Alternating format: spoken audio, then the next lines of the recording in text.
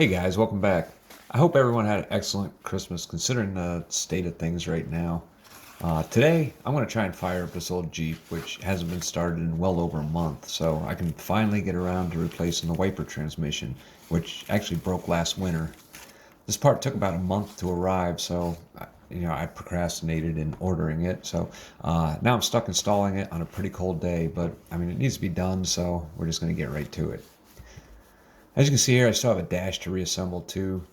This Jeep is one of those, you fix one thing, three other things break vehicles.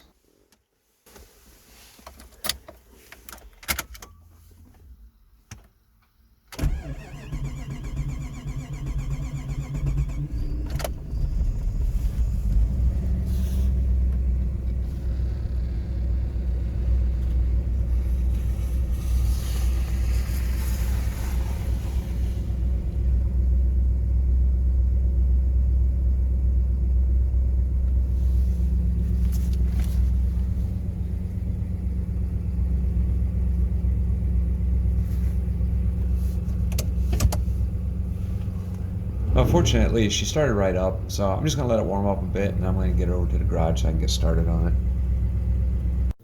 Alright, so pardon my clutter up here. I'm in the process of framing in the inner walls of the garage so I can get insulated drywall, add more outlets, all that shit. But here you can see the reason why I had no fucking wipers on my Jeep. This is the transmission for the wipers, the wiper transmission. And as you can see, it's plastic, and last winter, this chunk here broke off, so then I had no wipers. And I've kind of procrastinated all summer about getting it, and I ordered it in what was it, October, November? I don't know, I haven't run a Jeep since October, so that was the first time it started since. But I did find this replacement on Rock Auto. This happens to be Dorman part number 606021004. And it's an all metal replacement for the plastic one on there. And I'm hoping that it works out well. I don't want to deal with the issues of having frozen wipers and you forget, you turn them on and it breaks the fucking transmission again. So I'm going to go through and replace it with this. It costs a bit more, but what are you going to do? For the sake of having wipers and not have to worry about them breaking in the winter, I think this will work well. The castings on these look a little cheaper than what was on the original one for sure. I don't know. I guess we're going to find out because it's now almost Christmas, and this thing will be put to the use. I don't drive the Jeep a lot in the wintertime because I try to keep the salt off it, but yeah, we'll find out. So what I do got to do is I do got to find, I believe it's an 8mm, and I got to pull these bolts out so I can get the motor off and install it on here, and then I can go through and get it installed in the Jeep. Alright, so I got the motor mounted to it here. It was just 3 8mm bolts, and then to mount the arm back onto the shaft there was a 10mm nut. And so yeah, I got to get the cowling cleaned out. It's packed full of snow and ice right now because the actual cowling cover was taken off when I originally took this off. I took the cowl cover off, but yeah, it got filled full of snow and ice, so I got to get that all cleaned out. So I get ready to get this installed, and we've got all our bolts for that right here. So here you can see I managed to clean it out pretty good and dried it up as well as I could. There was a lot of snow, ice, water, even some old leaves in there and shit. It's not perfect, but in warmer weather though, I can pull this back off again. Alright, so I have it set in place and I can get pretty much everything lined up here except for down here. As you can see, there's a bit of a clearance issue.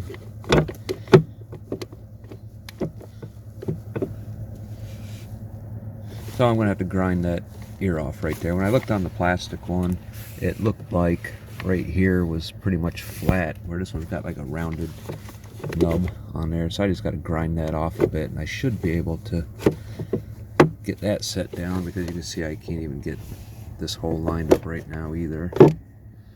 Alright, so as you can see, just a little bit of finessing there with the grinder on it, just to take that round part off on there.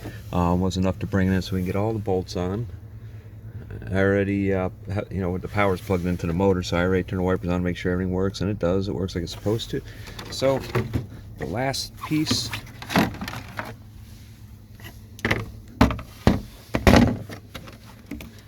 So, the last thing to put on now would be the cowling on here. So I just got to get that finagled on here and screwed down. Alright, here we have it. Wipers are back. They're working. Tested them out. Wiper blades are shot, so I got to get new wiper blades. But happy to have wipers again on this fucking pig. So as you guys saw, the Jeep inside the dash is still tore apart, and that's because I have to replace this. This is actually the replacement vehicle information center. The other one took a shit and was killing the battery every night. So I finally tracked the short down to that. But fortunately, out of the parts Jeep, I pulled that out before the parts Jeep went. So I got a lot of good parts out of there, including these right here. These, I pulled the motor, and the motor's in the garage on an engine stand, and I pulled these parts off it. And as you can see, they're all powder coated and ready to go on. The reason I gotta take the original one off anyways is because this is a big aluminum intake right here and plenum. And if you look on the bottom, you can see that whole bottom was covered up with a thin steel plate. What happens with that, of course, is that, you know, that expands and contracts a lot quicker than this thick aluminum here. So in between the bolt holes here, you end up with, you know, it'll kind of buckle up there as it expands. I mean, this is all under vacuum. It sucks oil in from the valley. So that's the issue that I have going on right now. And you know, it's all little stuff that Jeep needs. I mean, I shouldn't talk bad about it. I love that Jeep. I really do. But you know, it just needs a lot of nickel and dime stuff. These will go on. These are all powder coated as well, so it'll make it look better. And I also have the front accessory bracket powder coated too. So once we get all that on there, it's gonna look a lot better underneath, and this will make it run a little better too. And I just got to get there's an aluminum plate that they make that covers this. So I just got to pick up that plate with the gasket set, and probably some new injectors too, because that Jeep's got 123,000 miles on it, which don't seem like a lot, but wouldn't be a bad idea since all this is apart before I put it all back together to put some new injectors in there. Other than that, there's really not a whole lot the Jeep needs other than I've got an axle that I got to replace the seals in to replace the axle that's in there now because the front axle has got a busted pinion in it. So it's just a bunch of little shit like that. But this right here was probably the last thing that I ended up powder coating. Tell you guys right now, there's a lot of different shit going on. My powder coating equipment is all going.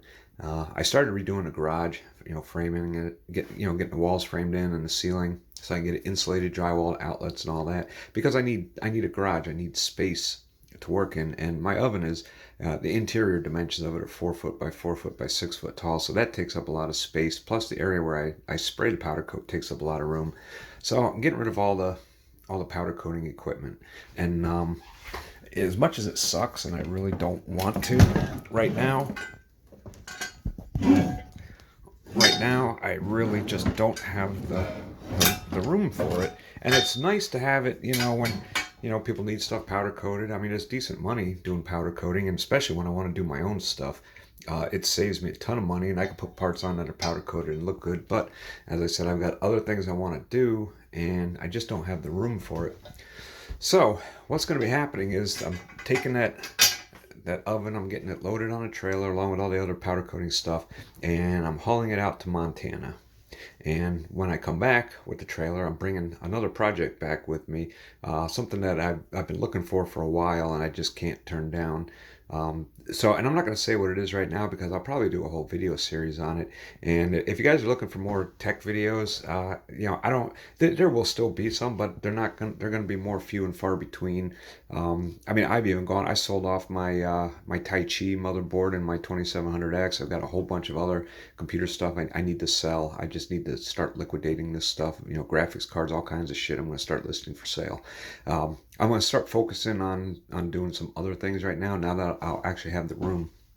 I think one of the biggest things that held me up was out in my garage being that small. I wanted to do the powder coating. I wanted to do woodworking. I wanted to, you know, do all kinds of shit. And, you know, I don't have the room. I barely have the room to do one thing, much less, you know, everything. So I need to kind of look at it realistically, and what is it that I really want to do, and what is it that I can, you know, that I really can do, and I need to focus on that. So that stuff's going. It's going to somebody that's going to put it to good use, and at least I know I'll be able to send him stuff to powder coat for me if I ever need it.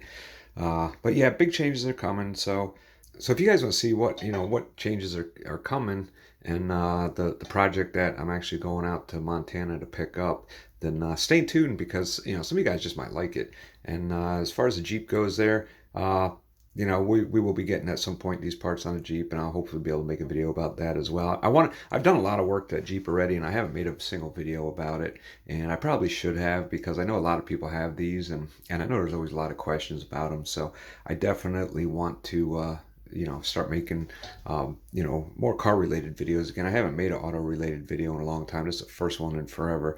So yeah, that's where I'm at right now. So you guys stay tuned, and I will keep you posted.